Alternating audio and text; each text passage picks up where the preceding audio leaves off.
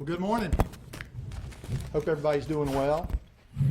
I've got an audit, and you know, let's just be honest. Audits aren't really all that exciting as a general rule, but today we do have an audit of the Division of Motor Vehicles. I'm incredibly proud of the work that the team has put forth with this effort, and I'm joined on stage by some of our audit leaders.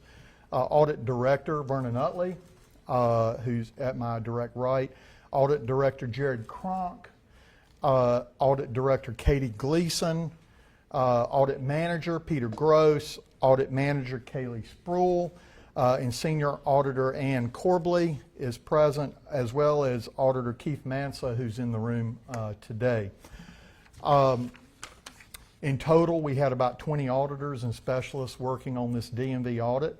And this is our first step at the DMV and our first stab. We've got more to do, but we analyzed everything, including the full DMV budget, which can be found at appendix, in the appendix of the 435-page audit at page 257.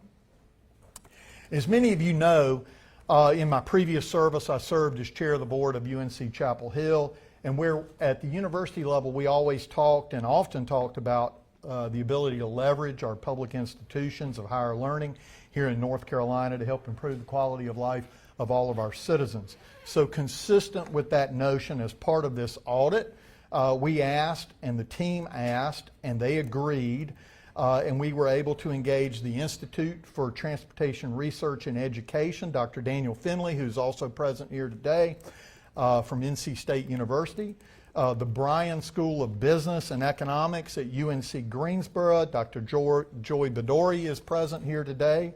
And we also engaged the UNC School of Government. I want to thank Dean Amy Wall for her assistance with that. Let me also say that Governor Stein and I have had a lot of conversations about the DMV. He has been incredibly helpful. I will say even more helpful has been new and should be, because it's his job, DMV Commissioner Paul Tyne. He's been fantastic to work with. I think he's a really good choice to lead the DMV. He's got a lot of energy. And Secretary of Transportation Joy Hopkins has been instrumental in helping our team. I want to also thank Senate President Pro Tem Phil Berger, Senator Dan Blue, Minority Leader Sidney Batch, Senators Vicki Sawyer, Michael Lazzara, Bill Rabin, and Todd Johnson. And on the House side, Speaker Destin Hall, House Majority Leader Brendan Jones, Minority Leader Robert Reeves, Representatives Jay Adams, Frank Eiler, Jeff McNeely, Phil Shepard, and Steve Tyson, along with Representative Alan Branson, who I know have worked really hard on DMV issues. But by far, however, the most thanks goes to the men and women who work every day at DMVs across our state. As part of the audit, our team fanned out across the state of North Carolina and engaged those individuals in one-on-one conversations in driver's license offices across the state of North Carolina. And guess what? They had some great ideas. They really know what they're doing at the ground level, and they have some fantastic ideas that we believe can help every single North Carolinian and make DMV more efficient. It's no secret I campaigned on the idea of auditing the DMV. But this effort with respect to the State Auditor's Office will not be isolated to just the DMV. This is an effort to make the State Auditor's Office relevant to everyday North Carolinians. We want to perform audits that matter. This is, however, clearly our first stab at a comprehensive type audit that seeks to inject relevance into the office of the State Auditor. The DMV is the most customer-facing government agency in the state. And if this audit and our efforts do nothing else, folks, if this audit does nothing and falls flat, I will say this in a proud way, that this office has led the effort in shining a light and putting an emphasis on the fact that our DMV needs reform and that action needs to be taken. DMV affects the economy of North Carolina and the reputation of our state. You know, I woke up this morning early, probably 5:30, about normal for me, and where's WRAL? Are you here? Laura Levine was on TV this morning, and in the background was a line of people at Avent Ferry who had camped out or gotten there at 4 in the morning to try to get into the DMV to get help. You know, I was also watching TV and turning the channels last night. I see that CBS is doing a comedy show on the DMV. Well, folks, we've got to do better than that. Our DMV serves 8.6 million North Carolinians, and we have about 350 people that move here each and every day to our state. The DMV is an issue that at all levels of government we have agreement, and that we owe the people of North Carolina a fix to the DMV. We're releasing today what is officially a two-part audit. There will be additional audits of the DMV as we move forward, looking at things, for example, like license plate agencies. But these first two, which are really three in total, are an audit of information systems, a performance audit of the licensing and issuing function of DMV, and we have a full detail of the budget and spending of the DMV that is included in the appendix. We put it in the appendix because by its very nature, the data is about a year in date, but the budget analysis is instructive to the overall DMV story, and we wanted to make sure that that data was included. Our audit tells a story. We show how customer experience is deteriorating worse than we had even known, and how DMV employees are grappling with a growing workload, and how staffing issues are hurting the DMV and customers. This audit highlights how DMV management has struggled to improve its IT infrastructure, and ultimately we show a systematic breakdown and historically fractured relationship between the DMV and the Department of Transportation, where the DMV is housed. Now let me stop and say this right here. This is not a personality-based issue. I have found Commissioner Paul Tyne and Secretary Joe Hopkins to work really well together.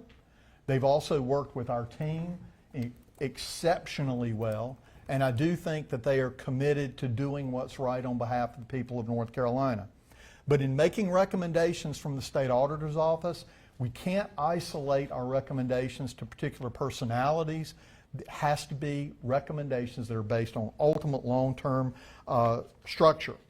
The DMV particularly has gotten notably worse over the last 5 years. We had a constituent contact our office, for example. Her name is Letitia, and she had tried to get her driver's license renewed from November to May. So think about that time period. During one visit, she actually saw more than 100 people turned away. So she took it upon herself to call. She actually got the phone number of a particular DMV employee and called every single day for 2 to 3 weeks until she finally was able to slip in and get her driver's license. We have here today Erin Van Horen. Erin, come on up, and when I ask her to share her experience with the Department of Motor Vehicles. Thank you. I had a 16-year-old son at the time, and he was trying to get his driver's license. Didn't think it was going to be that big of an ordeal. Our first visit, we had an appointment 2.5 hours away because that was the only available time we could get. He was ready. We had everything to go. Perfect timing for us.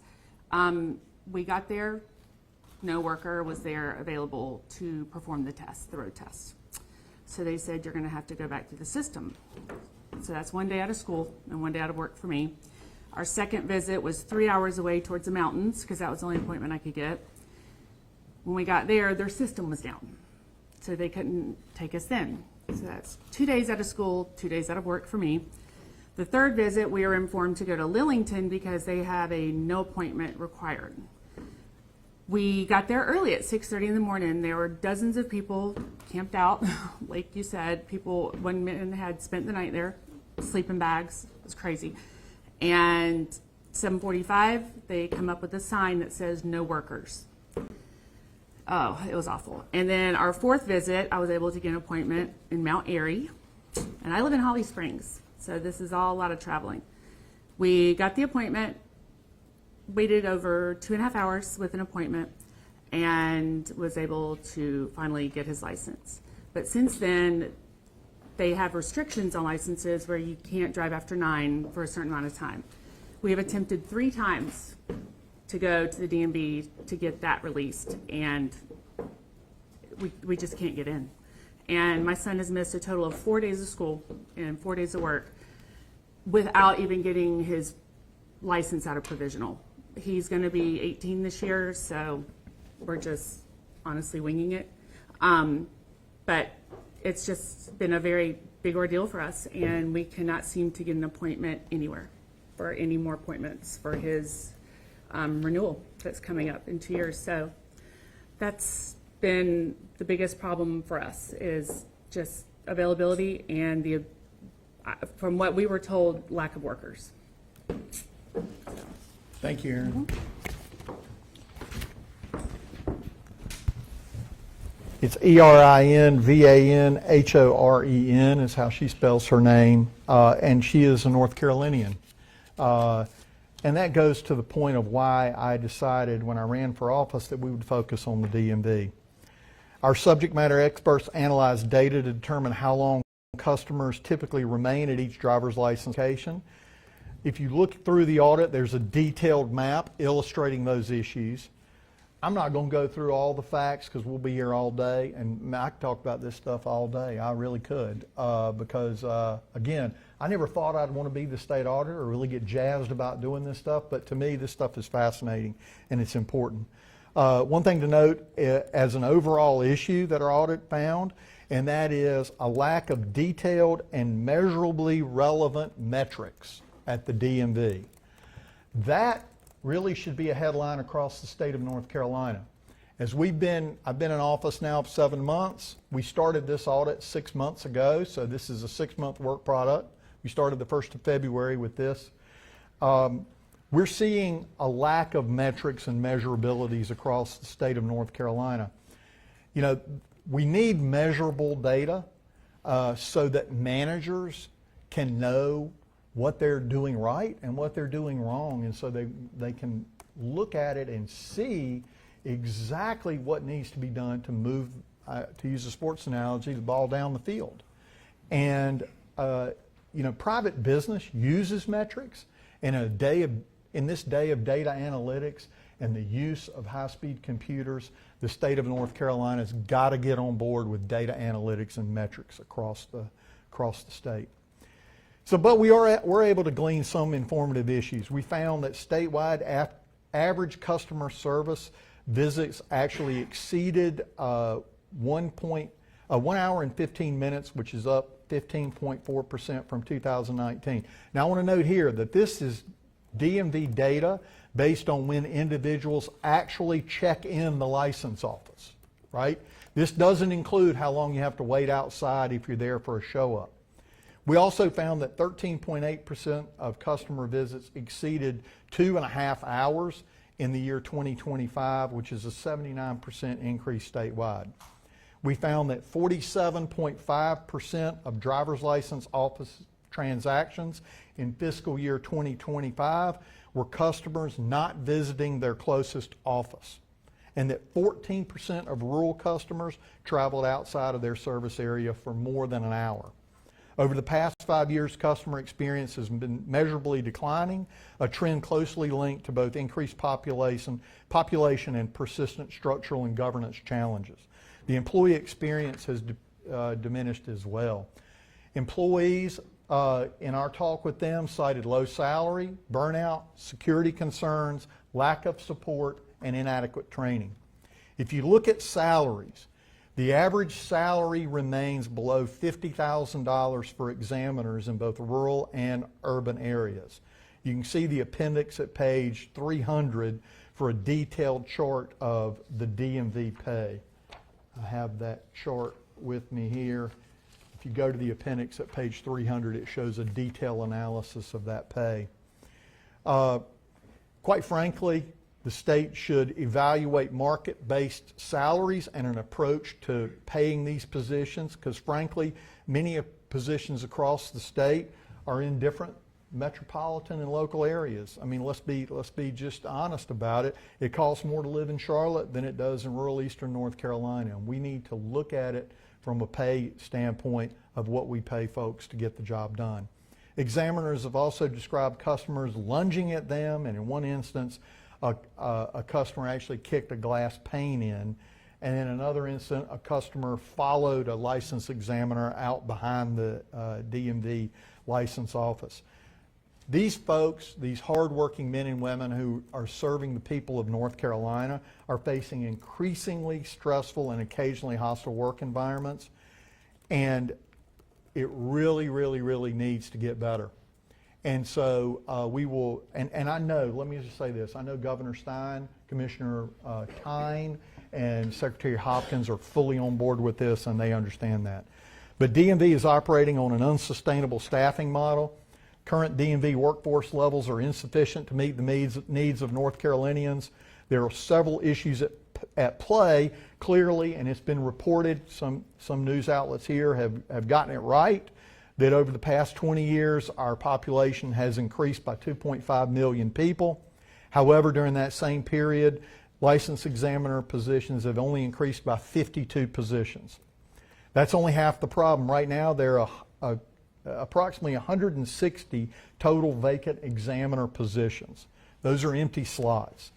The DMV has to have more employees in its office, and those vacant positions need to be filled. You know, one of the things we did in the state auditor's office, we redesigned an administrative position to be a full-time recruiter. And I think that's a great idea for DMV as well.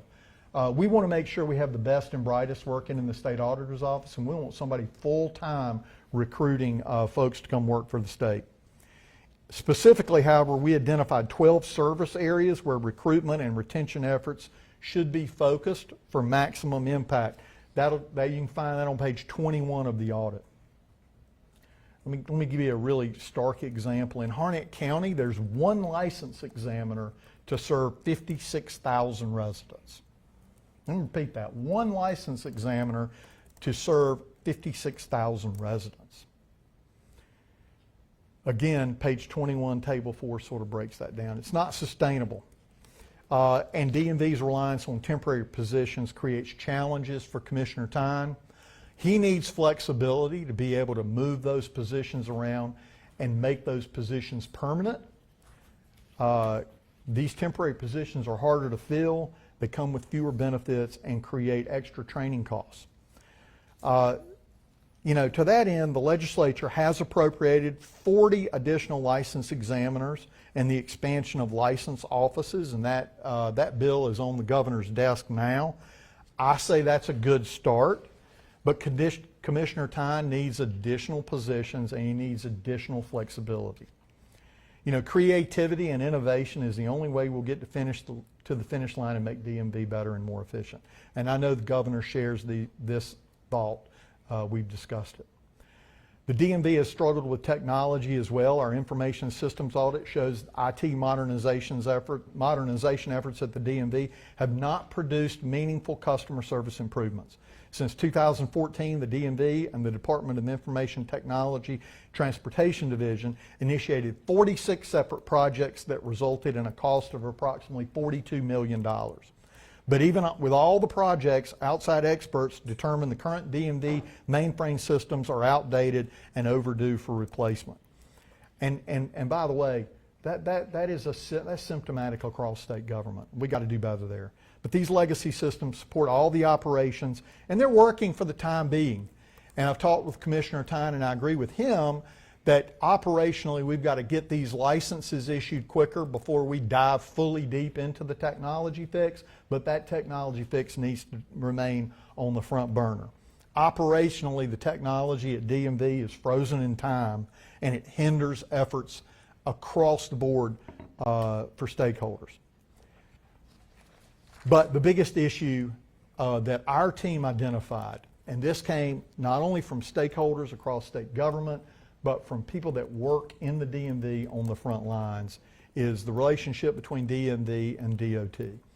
This is a governance structure issue that adds too much bureaucratic red tape to the equation. There are 4 systematic challenges stemming from the DMV's governance structure as a division of DOT. And let me stop here and say, I am aware, and I certainly respect Commissioner Tyne and Secretary Hopkins' disagreement with this recommendation. Actually, if you look at their response, they agree with every single recommendation we make except this one, and I certainly understand and respect that. But The current structure limits the strategic input of the DMV. Of the 45 performance milestones in the DOT strategic plan for 2023 to 25, only 2 of the 45 directly pertain to DMV operations. They have restricted budgetary autonomy. DMV relies on DOT to submit budget requests, but only 31% of DMV's staffing requests were included in DOT's budget request. Insufficient performance data. DOT left out DMV customer service satisfaction data in its performance report. Exclusion from key process modernization initiatives. DMV was excluded from planning and procurement phases of improvement efforts led by the DOT. Again, these are not personality based, and I'm fully aware that Secretary Hopkins is new to the job over the last 6 months, and Commissioner Tyne is new to the job. But this has been a legacy issue at the DMV, between the DMV and the DOT. The governance structures have contributed and will continue to contribute to customer and operational challenges, modernization delays, employee burnout, and negative impacts on North Carolina's economy. DOT needs the DMV, not the other way around. DMV currently generates 30% of DOT's revenues, but accounts for only 3% of the expenditures while lacking sufficient operational authority. DMV collects more than $3.5 billion each year, which includes $1.3 billion in vehicle taxes. You know, when you go and you get your registration, you pay your tax through the DMV to the county.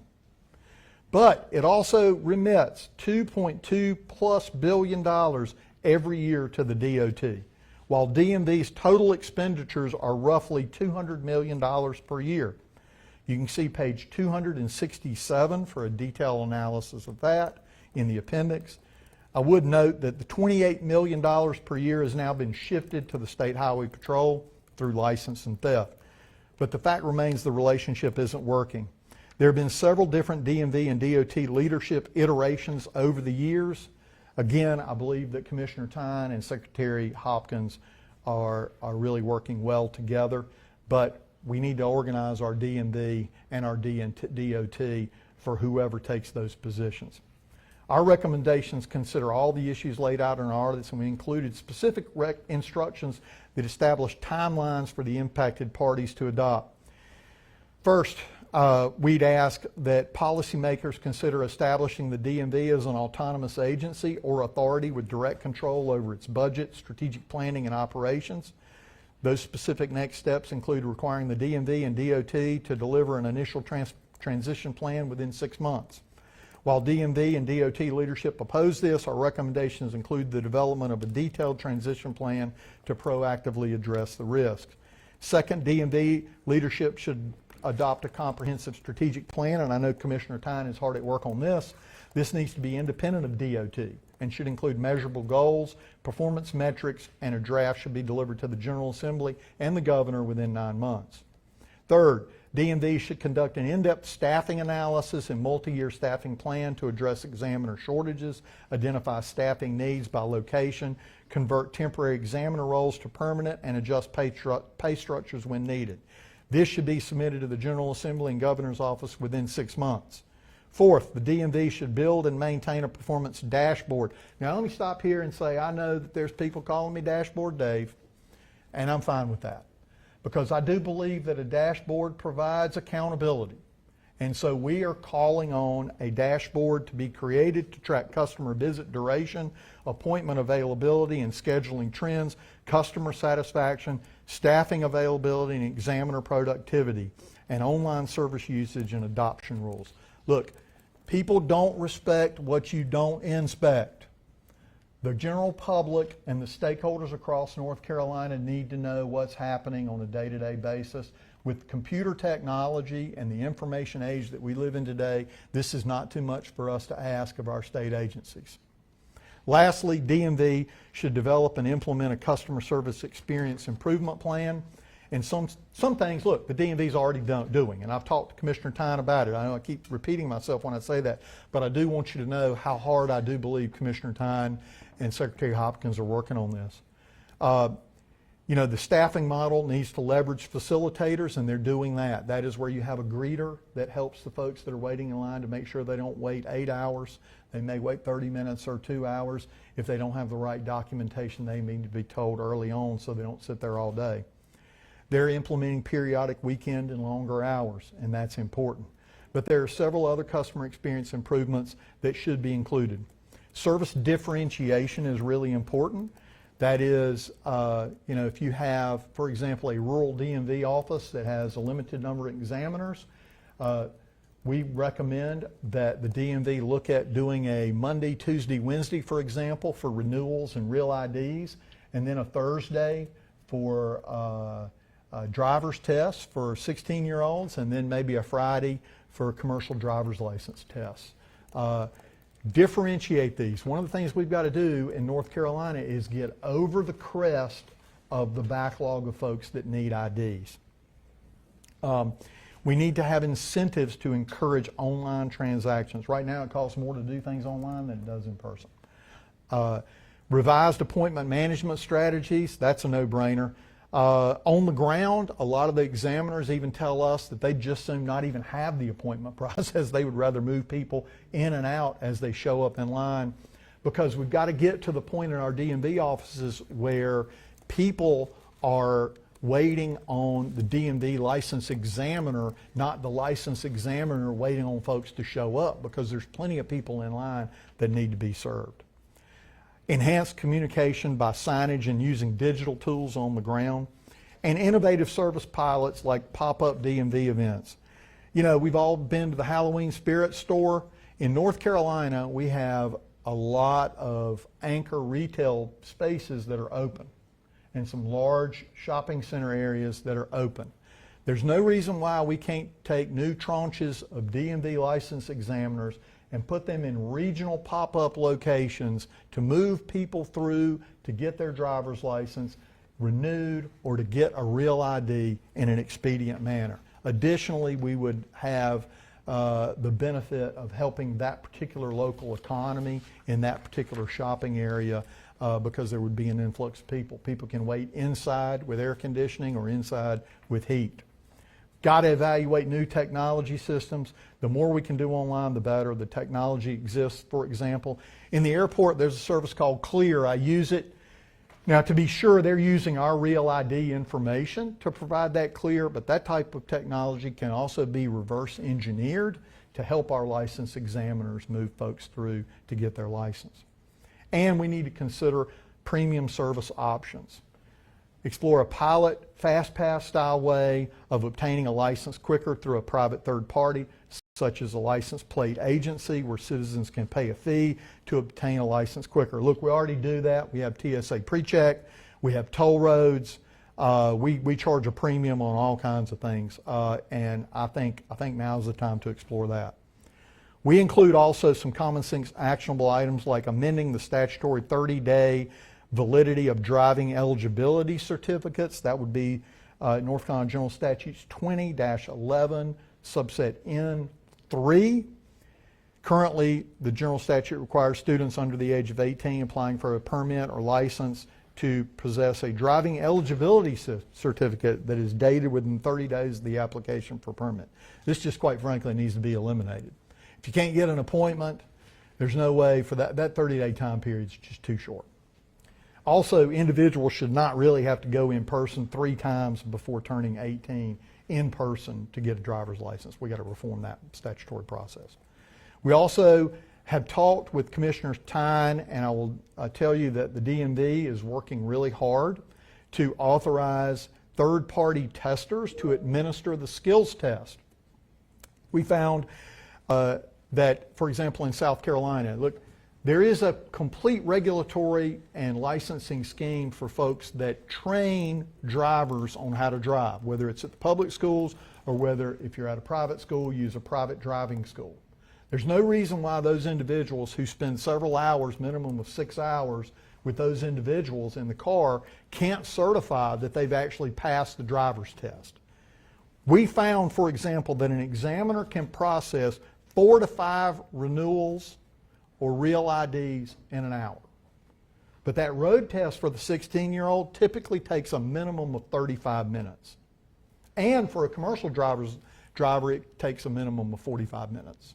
So eliminating that 35-minute time frame and that 45-minute time frame are really actionable steps. And by the way, the DMV can do that without statutory change. And we've talked with Commissioner Tyne and Secretary Hopkins, and they're hard at work on that right now. We talked with DMV leadership. I think they really are on top of this. We included information on DMV kiosks showing that the goal has been to attain 500 users per month, but that goal is still not being met after 2 years. It averages about 371 uses a month. I think we need to reevaluate the validity and use of the kiosks. And if we are going to use them, they might be better served to actually be at the license agency itself, because that's where the market is, right? You're just you're catching fish that are floating by, so to speak. Individuals that just go into the grocery store. Folks are lining up at the DMV. I think those kiosks could be better used there. A detailed customer experience improvement plan should be submitted within 6 months. Additionally, our information systems audit includes 4 recommendations for the DMV on their information systems, and altogether these recommendations implemented in full provide a real opportunity to improve the customer experience at the DMV. You can find those in our audit. But I can't stress enough, fixing the DMV is going to take buy-in from all levels of government, and I do agree with the governor. It's not going to happen tomorrow. It's not going to happen next month, but it can happen quick. We've seen, for example, the response that our legislature and our citizens have given to Western North Carolina when we have a disaster. Folks, the DMV is at that level of emergency in the state of North Carolina because our DMV affects the economy. It affects people having to take off of work unnecessarily. It takes our students out of the classroom. This has to be fixed, and it has to be of top priority. That includes DMV, DOT, legislature, and the governor's office. As an independent office, we can give recommendations and point out data, flaws, opportunities, and so on. Our office stands ready to assist with data analytics at the highest level, and we welcome the opportunity to engage with policymakers to provide insight on data that they need to competently and efficiently make change. This brings to mind a story, many of you may know it, of the pot roast. And the pot roast story goes something like this. Young lady is fixing pot roast for her friends. And while she's doing it, she takes the meat cleaver and she cuts the end off the pot roast and puts it in her pot and cooks it. And her friend asked her, "So, I see you put those spices in there and you got it on the stove. Why'd you cut the end off the pot roast?" She said, "Well, I'm not sure. That's the way my mom always did it." So the next time the young lady was with her mom, she asked the question, "Why'd you cut the end off the pot roast?" The mom replied clearly and quickly, "I cut the end off the pot roast because otherwise the pot roast is not going to fit in my pot. I have no idea why you cut the end off the pot roast." The point being is, we can't keep doing things the same old way. We've got to be creative and use innovation. And, you know, I do want to say that the DMV ultimately provides not a problem, but an opportunity for the people of North Carolina and for the government of North Carolina to get it right. We're committed to seeing these recommendations through and implemented. And with that, I'm going to open it up to questions. You haven't been able to look at all this. You said about 5 years ago things started. 435-page audit, by the way. Hey, by the way, who said the state auditor's office wasn't doing stuff, right? We've been busy. You said that things started to go south about 5 years ago. It's about the time the DMV headquarters was moved to Rocky Mount. Did you find any impact from the turnover that caused or from being so far away from it? We did, and in fact, I talked to the team about this morning. We were going through. They lost a lot of experienced people that just weren't willing to move to Rocky Mount. So they did. The DMV as a whole did experience a ramp-up period where they had to bring in people to that particular location in Rocky Mount, and that was part of it. Quite frankly, I think part of it also has been just this anchor of technology being old, right? I mean, you know, there has to be political will and actually, you know, sort of rubber meets the road will to change legacy technology. I mean, the DMV's structure and bones is based on COBOL. That's the stuff that's, I think, one step ahead. You got to help me with this, Doc. It's one step ahead of TRS 80, right? I mean, folks, we got to do better. We just have to do better. And I know, look, it takes time to do this, and it takes money, all right? But we've shown when we have a need. We saw it this past year in Western North Carolina. When we have a need and we've got something that's emergency, look, I'll go back to what I saw this morning. I saw people camped out in line in front of the Avent Ferry DMV. That's not acceptable in North Carolina. And I know the governor believes that, and I know that the Secretary of Transportation and Commissioner believe that, and I know the legislature believes that. It's time for everybody to get in the room and let's solve it. I'm curious, you talk a lot about technology. When it comes to actually rolling that out and implementing it, how do you plan to do that? And do you plan to test it first? Well, I'm not going to personally do it, but we recommend doing this. Look, our recommendation is get started ASAP, and I know Commissioner Tyne and Secretary Hopkins are working really hard on that. Again, the impetus behind DMV being pulled out from under DOT is it revolves around accountability. If you've got an agency that's producing in revenue $3.3 billion a year, okay, 1.3 of that is tax money that goes to the county, but it does produce directly $2.2 billion in revenue that goes to the bottom line of the Department of Transportation. And it is the most customer front and focused agency in state government. Accountability, in our team's opinion, demands that the commissioner answer directly to the governor because it's that important. The way you ramp up, and our team, Peter, you want to answer that on some ideas? On the technology? Yeah. Sure. Peter is our leader on our IS audit team. He and Vernon actually worked a lot on this. A lot of people don't know that the state auditor does cybersecurity audits across the state of North Carolina, and as part of that, our IS team, information system team went. So here's Peter Gross. To just answer your question directly, there is a great need for technology overhaul concerning the mainframe systems that run all of DMV's core functions. Our IT audit for the modernization found that the planning for that modernization is not quite in place. So you're absolutely correct. There will be testing, but first and foremost, DMV needs to put together a plan for what its strategic objectives are for that modernization. Who are the people that are going to be performing it? We have warnings from a failed modernization effort in Minnesota a few years back about what could go wrong if you pull the people that are supposed to be serving the public and instead have them working on the system modernization process. Is there any sort of timeline for that? Not yet. That would be on the DMV to determine. I think most of the people responsible for that process and our outside experts we consulted would agree that it would be 4 to 6 years minimum, and that caution would be encouraged in not pulling people away too soon. And look, that's a good question because that's part of the problem. When you've got a system that may take 4 to 6 years to fully implement, is there political will to start something that's not going to even come to fruition until you may or may not be in office, right, from a political standpoint? So we're going to have some courage and leadership to move forward with this on behalf of the people of North Carolina. I quite frankly think it could be done quicker, and our team has looked at it. We don't want to get out over our skis, but there's modernization efforts on old systems using artificial intelligence that can take that data in and process that old data quicker, which speeds up the process. And we're working with that in our own office through use of AI moving forward. But that's a good question. I wish I had a specific answer, but we do have some timelines. We think this planning needs to happen within 6 months. I mean, it's time to get going. We got to get moving.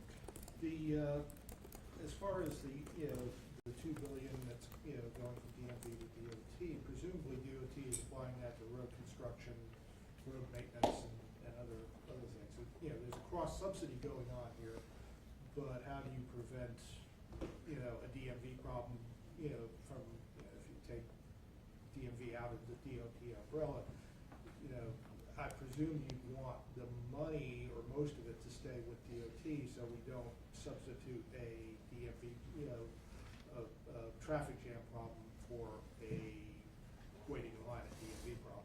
Yeah, it's a good question, but state dollars are oftentimes fungible. So for example, our office receives approximately $8 to $9 million in revenue, okay? That revenue comes from other state agencies, all right? DMV is a little different. Its revenue comes from the general citizen, okay? And so you're right, DOT is going to need those dollars to sustain certain infrastructure systems.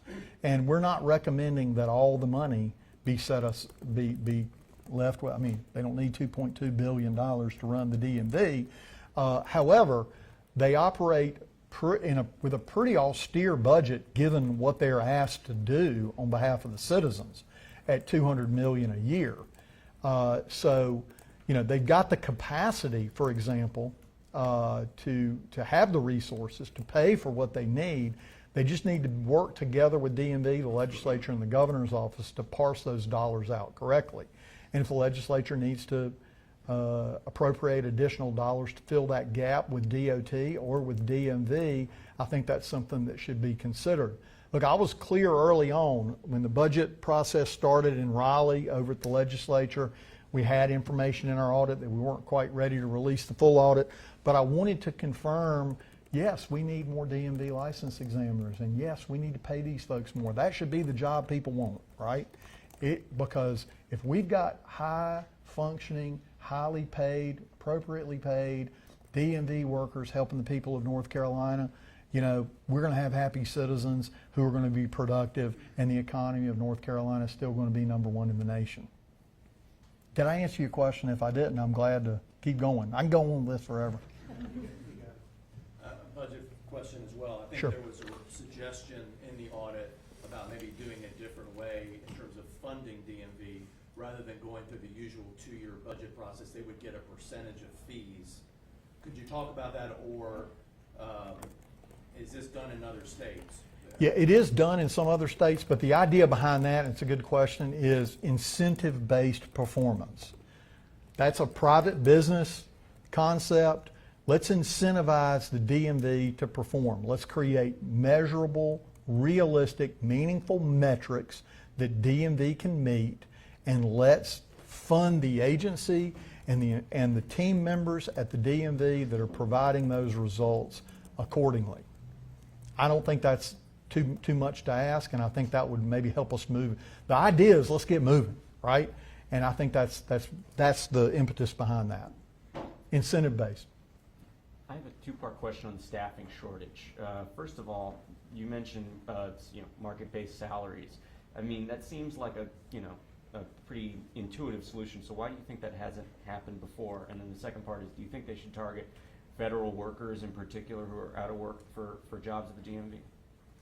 Well, I'll answer both questions. One, market-based salaries, I think, has been discussed in the past. It's been brought up in the legislature before.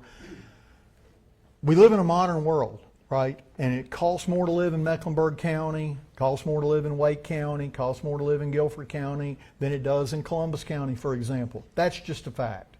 The State Personnel Act has a lot of problems, does a lot of good things too, but it's got a lot of problems, and I think that goes to even a broader issue of giving managers flexibility to manage their agencies and organizations to get the results. But again, what's missing in the equation are those realistic, measurable metrics so that we can measure the performance, right?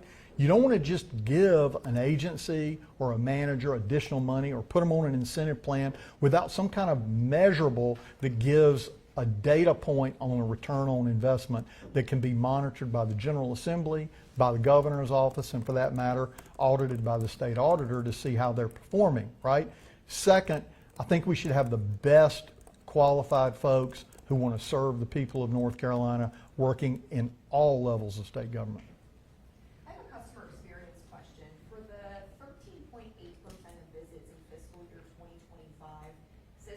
are over 2.5 hours, is that from the point that they check in at the door, or does that include wait time outside? That was from check-in at the door.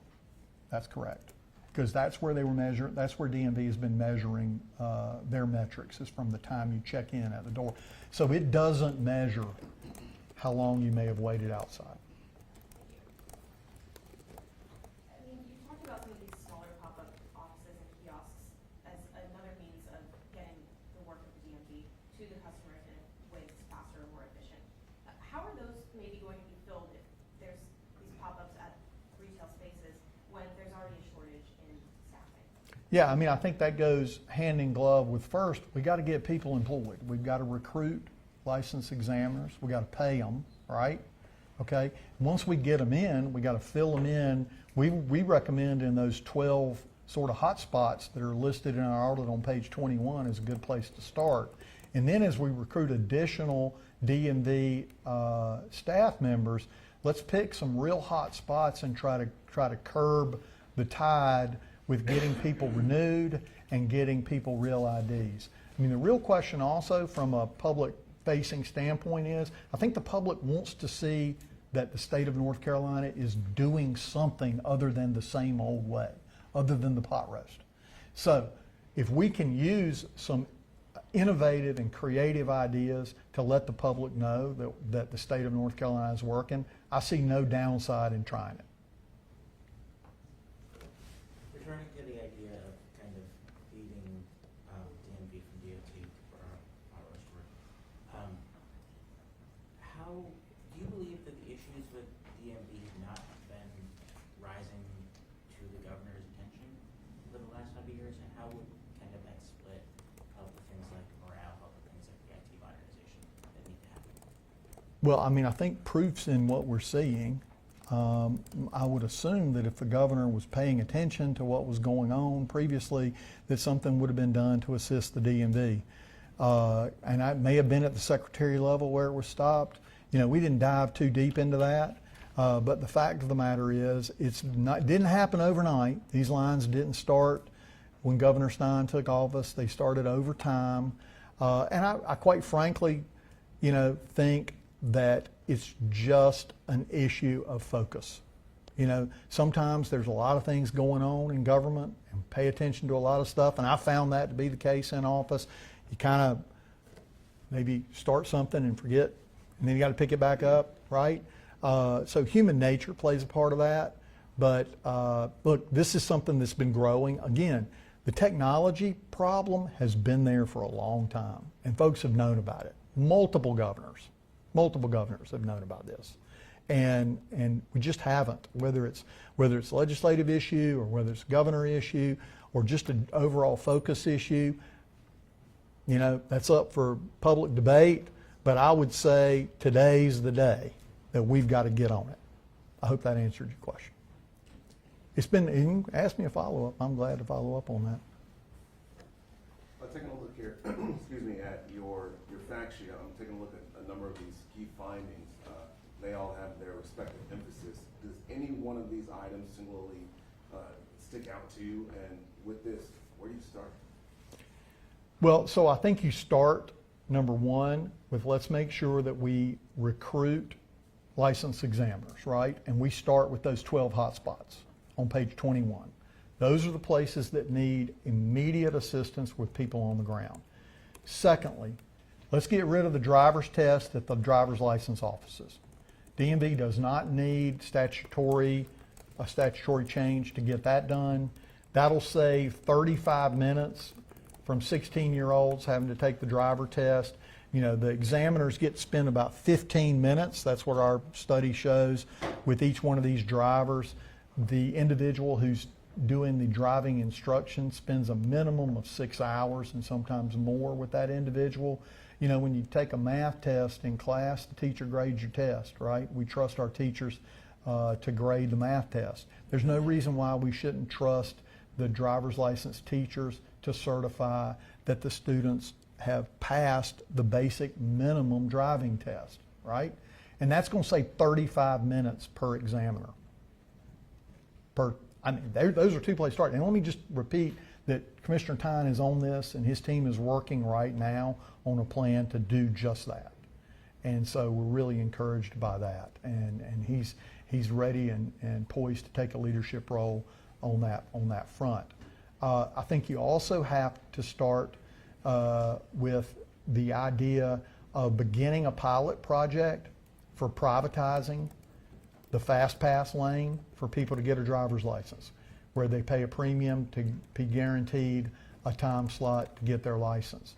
It would seem to me a logical place to start that would be in some license plate agencies that are willing to take that on as an effort. They already have the computer set up and the ability to connect to the DMV. It was just about adding another terminal to their license plate agency. Now, some of these license plate agencies are kind of small, you don't have a lot of room, but there are some where we could engage in a pilot project to get that done.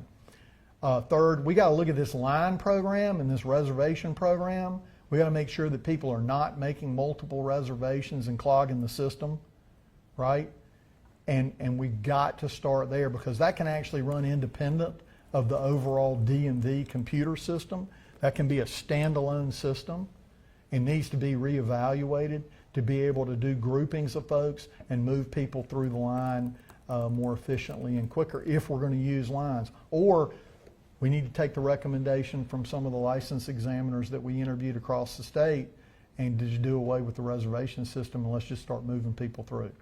I do think the pop-up is really a good idea in the sense of not only showing the public that we're doing stuff, but regionally it can give people a chance to go in and get their license and also wait in line inside instead of outside. You mentioned that you saw those people on the news this morning standing in line. To those folks, when they hear about an audit, they may not think that that means real change. What is your message to those people who quite literally are still out there standing in line today? Well, my message to them is that I am their state auditor and I'm a dog with a bone on this DMV, and that we are going to continue to shine a light on the DMV and put this forward front and center on the front burner until it's fixed. I have all the confidence in the world that the governor intends to do that and that Commissioner Tyne and Secretary Hopkins intend to do it as well. But my job as state auditor, when I took office, I pledged to the people that I would make this office relevant and we would complete audits and projects that get real results. So with that said, I'm going to be a dog with a bone on the DMV, and we're going to make sure that recommendations are implemented and that the DMV moves forward on behalf of the people of North Carolina. All right. Thank you, folks. I really appreciate it. Again, if you have follow-up questions, just get a hold of Randy today, and I'll be glad to give you an answer through him or take your call directly one way or the other. Appreciate your time.